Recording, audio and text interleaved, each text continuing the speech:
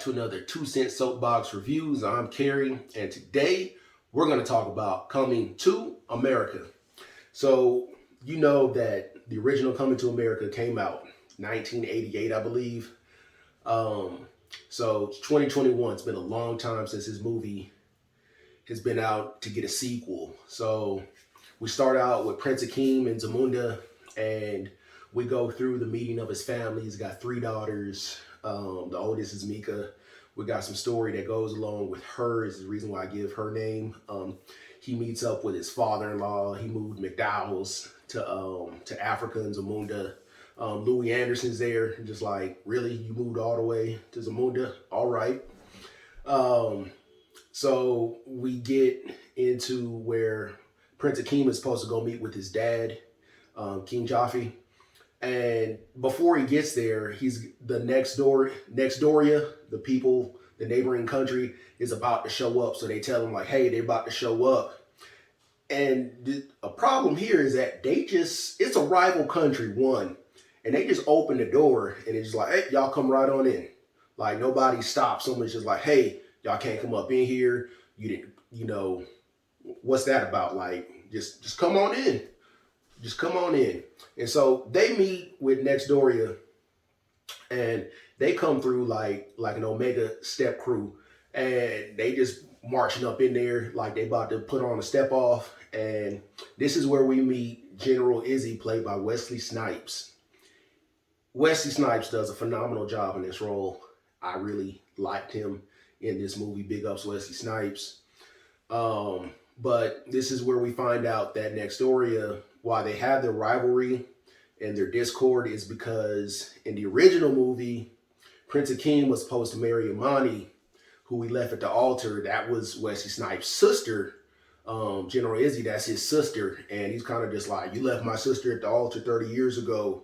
So now, maybe if you had a son, he could marry my daughter. Wink, wink, nudge, nudge, because he doesn't have a son. So he's like, well, maybe my son can marry your oldest daughter, Mika. And he's like, nah, she ain't getting ready to go for that. She ain't about that. So Mika really wants to take over, when her father can't run Zamunda anymore, which we'll get into that in a moment. So General Izzy is just like, hey, we gotta figure something out, because either this is gonna wind up like we need to join by blood, so that our countries can be joined in prosperity, this, that, and the other. So Prince Akeem goes to meet with his dad, and his dad is telling him like, hey, I'm getting ready to die soon, and he's like, but you gotta go, have a proper heir. And this is where Akeem finds out from the witch doctor, played by Arsenio Hall, that he has an illegitimate son. And so they're just like, yeah, you got a bastard son. He's like, no, I don't have a bastard son. He was like, remember when we was in America and Arsenio Hall, his character's name is Simi, he's trying to sneak out, and the king is like, hey, Simi, tell him the truth. And this is where we get a flashback into the nightclub scene from the original movie. And here they do a great job with the digital work on the face, because it starts out like the original movie and it transitions into like a new scene. And it was hard for me to tell at first. I was like, wow. And so Simi meets up with Mary and her friend. Mary is played by Leslie Jones. And so Simi gets them all to go back to the apartment, and Mary pretty much date rapes Prince Akeem. Now, this is where I have a big problem, because we can't do this, right? You can't do this with men date raping women in any kind of a sense, unless it's one of those kind of movies where it's pretty much a Lifetime movie. But we can't do this here in comedy, where it's just date rape, oh, laughs, laughs, and this is okay. Got a big problem with that. So this is how Prince Akeem pretty much finds out that he has an illegitimate son. So he goes back to America to go find his son. His name is Lavelle. He goes through, meets up with the with the barbershop crew. They tell him where he can possibly find his son. He goes, gets his son. They go back to Zamunda, and they have this whole setup where it's just like, hey, with the ladies, you want to get washed and all this kind of stuff. So he does that. He gets a new haircut,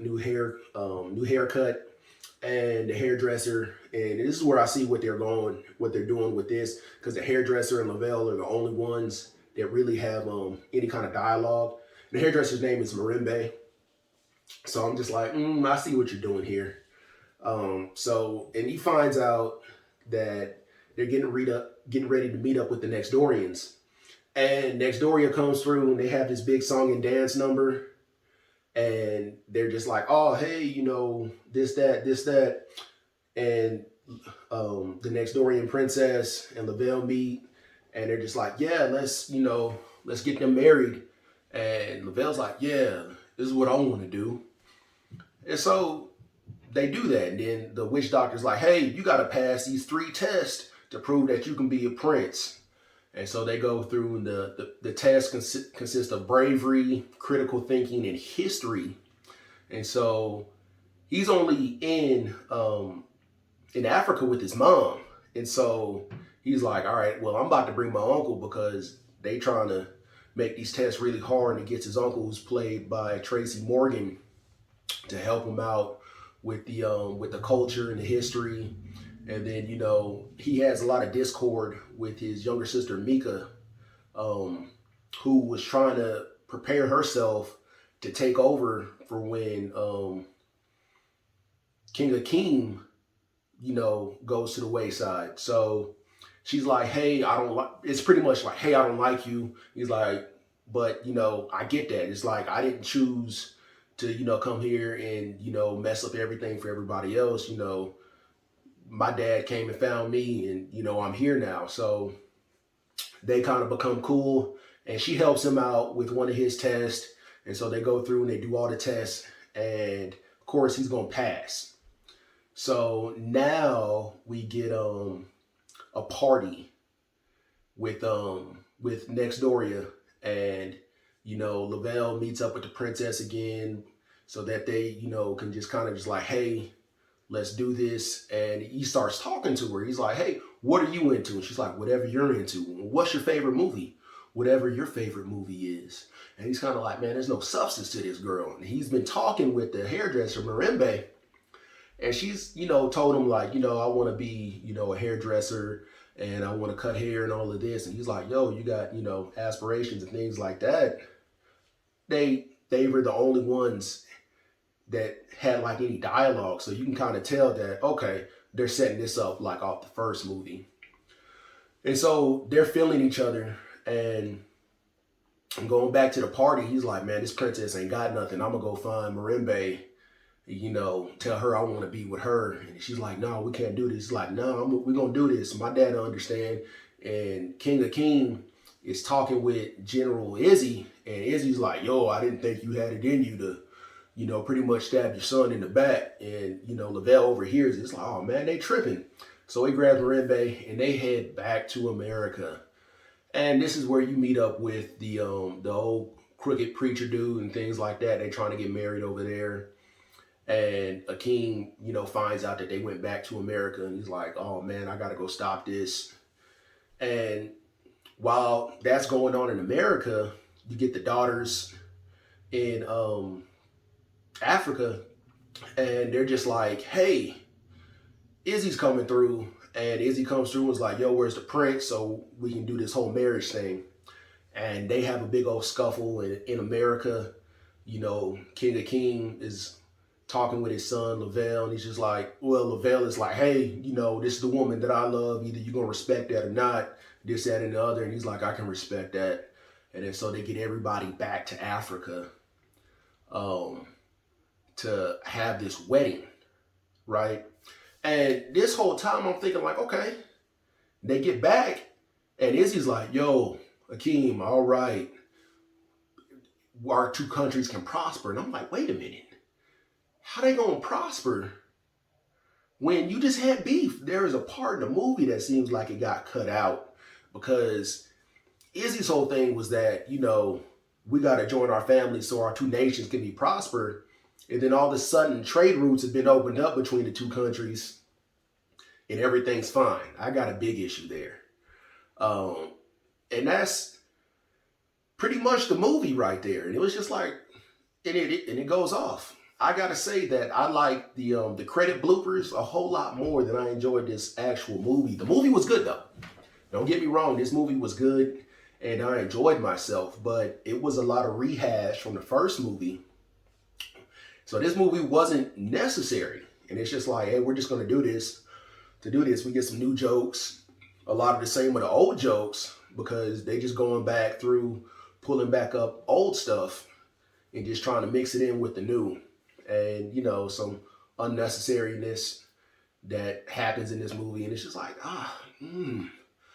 So, all right, this is what we came for. What am I going to give Coming to America?